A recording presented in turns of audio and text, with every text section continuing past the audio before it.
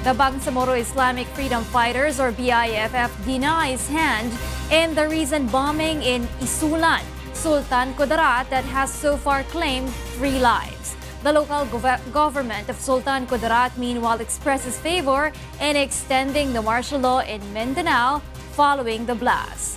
Dante Mento tells us why. The Bangsamoro Islamic Freedom Fighters has denied reports on masterminding the explosion in Isulan, Sultan Kudarat on Tuesday. The group spokesperson Abu Misri Mama said in a phone interview with UNTV it was just an allegation from the armed forces of the Philippines to solicit sympathy from the residents. Hindi pa kontento ang gobyerno na peaceful na ang Mindanao dahil nandito pa kami. Kaya yun, nagpasabog sila kahit na may mga sundalo na sugatan, yun ay para makapaniwala ang mga tao na kami ang nagpasabog, pero wala kaming kinalaman doon. The group also claims the government only wants to use the incident to extend the implementation of martial law in Mindanao. The BIFF also denies the involvement of Abu Turaife in the explosion, contrary to the earlier reports from the AFP. But the authorities maintain that the group was the one behind the blast with the intention of disrupting the peace process in Mindanao after the passing of the Bangsamoro Organic Law. Talagang tatanggi ng grupo na yan, considering ng mga civilian yung mga naging casualty. So wala namang ibang threat groups ang may mga kakayahan at magsigawa ng mga ganitong. Based on the latest report from the AFP, the total number of fatalities from the explosion has reached 3 after the comatose victim who was struck by shrapnel in the head died in the hospital. Meanwhile, the local government of Sultan Kudarat expresses favor in extending the martial law declaration in Mindanao following the explosion. Sa akin, pabor pa ko sa extension ng martial law. Sa bayan ko, yung peace and order lalong gumanda. Tapos parang at least kami na may martial law, maraming pagbabago. But with or without the martial law, the militant group says they will carry on with their fight. Kung kaming tatanungin sa martial law, wala kaming pakialam sapagkat kahit na martial law pa, ay nandito pa rin kami, lalaban pa rin kami. Isulan Mayor Palasigi meanwhile assures that all affected residents were provided with the necessary assistance from the LGU. Heightened security measures are also in place following the incident. Dante Amento, UNTV, News and Rescue, Zamboanga City. The House of Representatives today resumed its probe on 6.8 billion pesos worth of shabu that allegedly slipped past the Bureau of Customs. Philippine Drug Enforcement Agency Chief Aaron Aquino insists the magnetic lifters seized in Cavite were stuffed with illegal drugs. Robbie De Guzman tells us why. PDEA Chief Aaron Aquino appeared at today's resumption of House probe into the alleged 6.8 billion peso shabu smuggling at the Bureau of Customs. Aquino, who skipped the hearing 2 weeks ago, was compelled to attend the inquiry. He insisted that the 4 magnetic lifters found in Cavite were stuffed with about a ton of missing methamphetamine or shabu. The containers were discovered a day after 2.4 billion pesos worth of shabu was seized in similar containers in Manila International Container Port. The containers tested negative for traces of illegal drugs, but Aquino said the agency's K9 unit, who detected illegal substances on the lifters, can never go wrong. I can challenge everyone here. Maglalagay ako ng isang karton dyan. Maglagay tayo ng bomb dog. Pag umupo yung bomb dog, sino malakas ang magsabi na alugin yung kahon? If you do not believe with K9, then do it. Party List Solon Antonio Tino is convinced that indeed illegal drugs were stuffed into the magnetic lifters. Very clear na yung pagpasok ng mga magnetic ng 2 batch ng magnetic lifter ay iisa lang ang responsable diyan, no? Kasi nga yung ang ebidensya, iisa yung warehouse na destination dapat nung 2 shipment na ito. The Bureau of Customs presented a thermal image of the 4 magnetic lifters to prove that those were empty, saying it is not unusual to have hollow portions in the lifters which are designed for the copper wires. Yesterday, authorities filed charges against 4 suspects in connection with the 2.4 billion peso drug haul in Manila Port. Robbie de Guzman, UNTV, News and Rescue. The Philippine National Police confiscates scores of loose firearms from 8 security agencies that failed to renew licenses. Here's why from Lea Ilagan. Police have confiscated from June to August this year more than 500 loose firearms from 8 private security agencies that failed to renew their gun licenses. According to PNP Civil Security Group Director Camilo Cascolan, the said firearms had to be seized as they may go to wrong hands. The recovered firearms that had been withheld by the companies for several years will be forwarded to the Firearms and Explosives Office storage in Camp Crame for safekeeping. Cascolan also adds the owners of the 8 security agencies may face charges for illegally possessing firearms. They're also blacklisted, and we are also investigating for whatever sanctions that we will have to give them. Cascolan also notes that of the 1,500 security agencies operating in the country, 452 were ordered to cease their operation for non-compliance. 76 cease-to-operate orders have already been served, while the remaining 376 is still being sought as most of these companies have changed their business address. There are still a lot of CTOs to be implemented. We hope that it would be there will be a lot of firearms still to be surrendered and even confiscated. The official also calls on security agencies to surrender their loose firearms amid intensified crackdown on unlicensed guns. Lea Ilagan, UNTV, News and Rescue, Camp Crame. And for the news abroad, here's Kath Dumaraos live from Bangkok, Thailand. Kath, good evening.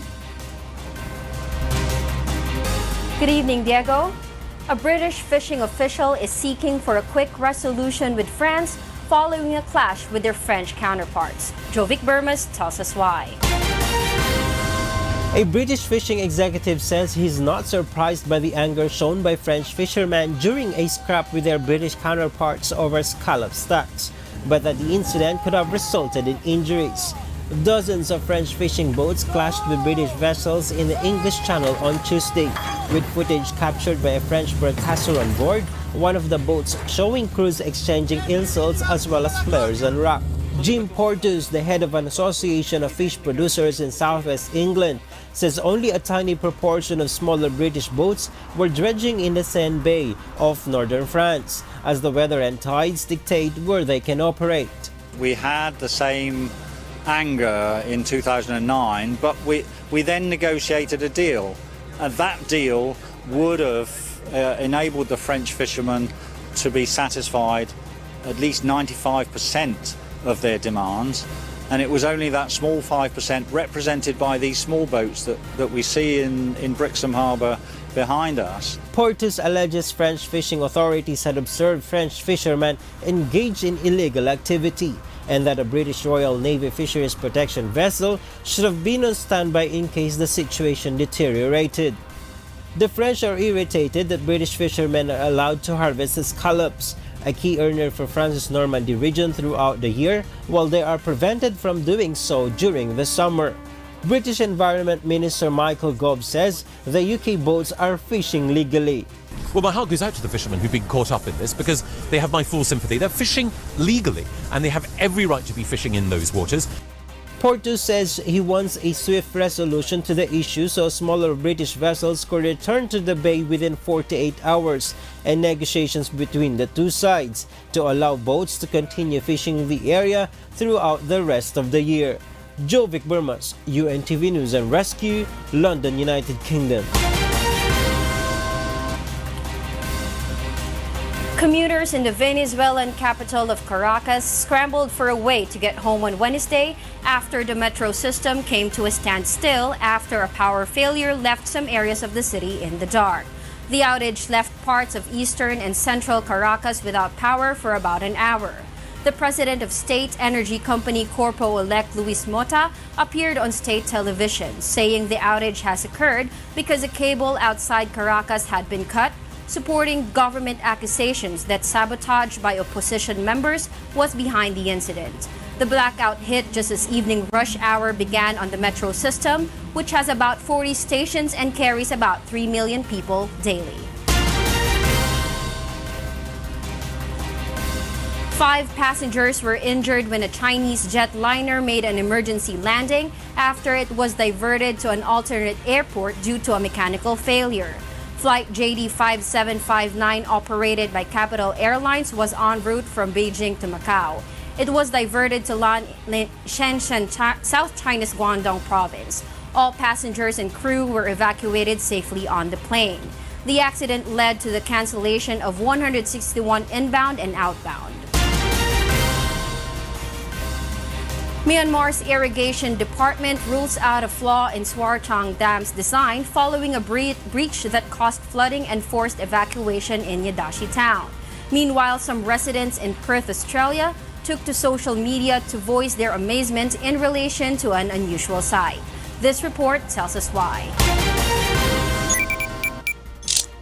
In Myanmar, at least one person is missing and nearly 50,000 people have been evacuated after the sluice gates of a dam in central Myanmar burst, flooding around 100 villages on Wednesday morning. State media reported that the Swarchang Dam in Yadashi Township, Bago region, began to overflow on Monday, but told residents there was no cause for concern.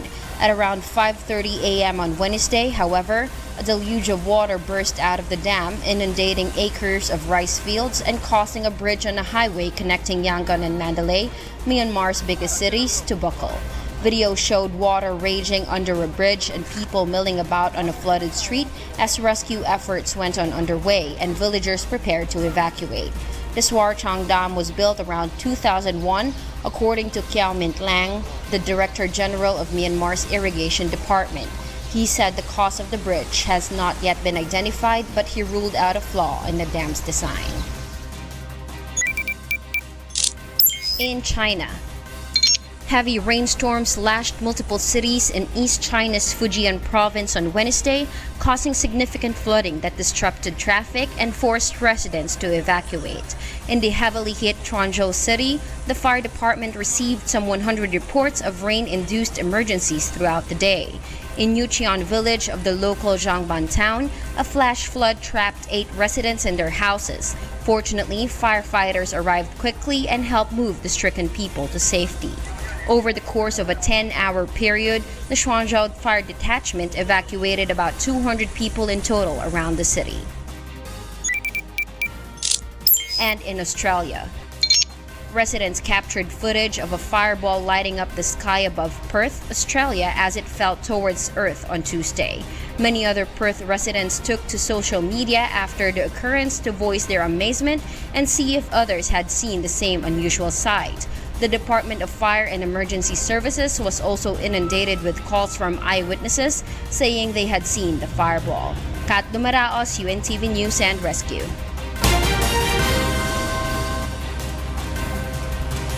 And those are the news from the other parts of the globe. Back to you, Diego. Thank you, Kath Dumaraos from Bangkok, Thailand.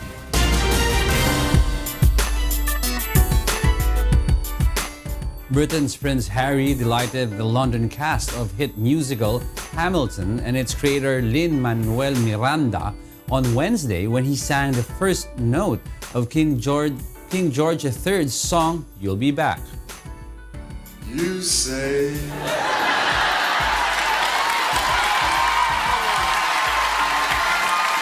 that's definitely not going to happen. He did try, but I said no. Prince Harry and his wife Meghan attended the special performance to raise money for Sentebale, a charity he set up with Prince Iso of Lesotho, which works with children affected by HIV in southern Africa. Hamilton is an unconventional take on the life of Alexander Hamilton, one of the founding fathers of the United States, blending hip-hop and rap, rhythm and blues, and ballads. The London production, housed in the refurbished Victoria Palace Theatre, is the show's first foray outside of the United States after successful runs in Chicago, San Francisco, and Los Angeles, as well as Broadway in New York. Among the Filipino actresses who play a major role in the West End production is Rachel Ann Go, who plays as Elisa Schuyler, the titular character's wife.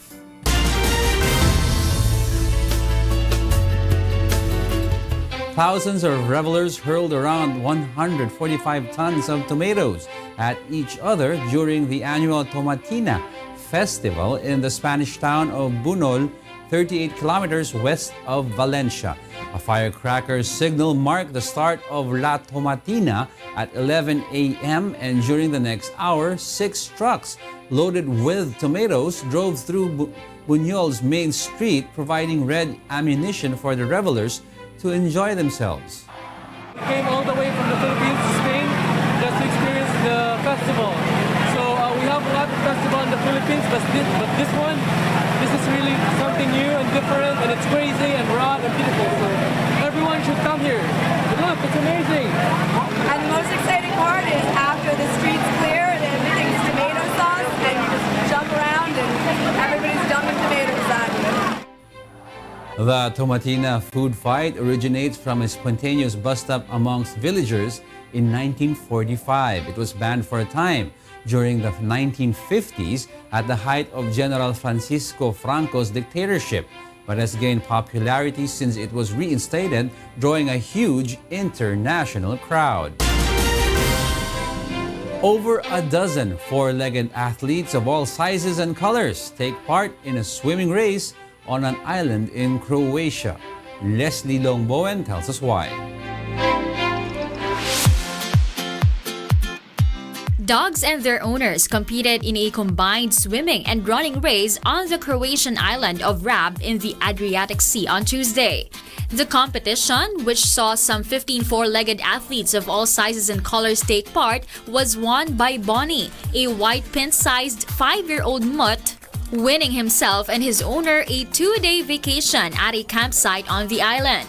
For dogs more keen on treats than sporting events, other contests involved the fastest eating and drinking of special ice cream suitable for canine consumption.